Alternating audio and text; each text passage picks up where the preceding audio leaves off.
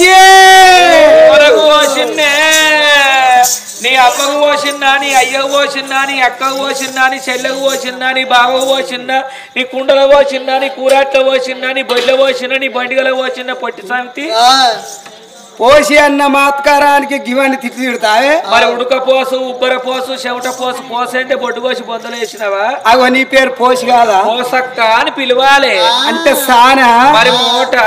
సాని సత్తు గోడ విత్తు అన్నట్టు ఆ బుగ్గ కొత్తుకో బూరోలు వంగుద్ది అది కరెంట్ కాదా బల్ల కొత్తుకో బర్రు అంటది మూలలు లేవా మొన్న గుచ్చిన మూల అండనే ఉంటే ఇది కూడా అండ్లకే పోని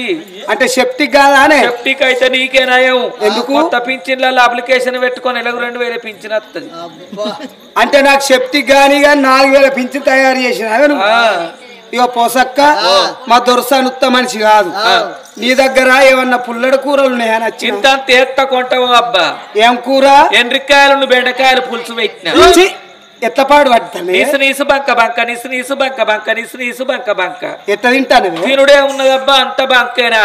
నాలుక వీని వేసుకున్నాడు ఆల్చం రసగుల్ల జారినట్టు జారిపోతాయి అంటే ఎండ్రికాయ కొండికి బెండకాయ బంకకు నోట్ వేసుకుంటేనే రసగుల్ల వినట్టు పోతుందబ్బా ఇక కూరద్దు కానీ ఏమైనా పచ్చళ్ళు ఉన్నాయా పచ్చళ్ళు పత్తిర్ర పెట్టగాని ఎయ్య తీయ చెల్లె 4 రోజుల దాకా నడింట్లో పోద్దట ఆడోళ్ళ మొగోళ్ళ ఎవరు తలగద్దట ఇప్పుడే తలగు పోసుకొని గలమల కూర్చున్నా నువ్వు వచ్చి పిలుస్తాన్నవబ్బా అగో ఏమైనట్టు అయ్యో తలగు పోసుకున్నట్టు తెలుస్తలేదా గటవంటి